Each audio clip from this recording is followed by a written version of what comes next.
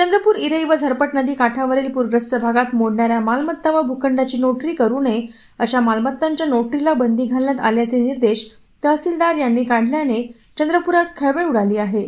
चंद्रपुरातील इरई व झरपट नदी परिसरातील निळी व लाल रेषेचा प्रश्न मागील अनेक वर्षांपासून प्रलंबित आहे। या नद्यांच्या पुरांचा फटका नदी काठावरील रहमतनगर, वडगाव, जगन्नाथबाबा नगर, महसूल कॉलनी, सिस्टर कॉलनी तसेच या परिसरातील अनेक वस्त्यांना बसतो। त्यामुळे सिंचन विभागाकडून पुराचा फटका बसणारा परिसर निळी व लाल रेषा असा वर्गीकृत करण्यात आलेला आहे। लाल रेषेत तर प्लॉट खरेदी व विक्री पूर्णपणे बंद केली। मात्र पूरग्रस्त भागातील निळ्या रेषेमध्ये शहरातील अनेक विकासकांनी प्लॉटची खरेदी विक्री केली। या भागातील शेतजमिनीवर प्लॉट पाडून विक्री करण्यात आली। विशेष म्हणजे हा सर्व व्यवहार नोटरीच्या माध्यमातून झालेला आहे। तहसीलदारांनी या मालमत्तांची नोटरी करण्यात बंदी घातली आहे। मात्र यापूर्वी नोटरी झालेल्या मालमत्तांचे काय असा प्रश्न आता उपस्थित होत आहे।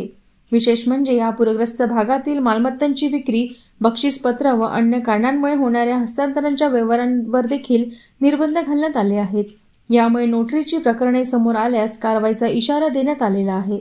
आपल्या इराई आणि इराई नदीच्या आसपास जो आपला ब्ल्यू झोन आहे निश्चित केलेला आहे, त्याच्यामध्ये बरेच रहिवासी अनधिकृत लेआउट टाकलेले आहेत आणि त्याची खरेदी विक्री होत आहे। त्या अनुषंगाने ज्यावेळेस आपल्याकडे नैसर्गिक आपत्ती पूर परिस्थिती त्यावेळेस हा भाग आहे पूरप्रवण होतो। त्या अनुषंगाने जे ब्ल्यू लाईन मध्ये जे परमिशेबल ऍक्टिव्हिटीज नाही, घरं नाहीत, तिथं राहणे अपेक्षित नाही, अशांना 98 लोकांना आपण नोटीस दिलेले आहेत आणि त्याच्यावर आता पुढे आपण कार्यवाही सुरू केलेली आहे।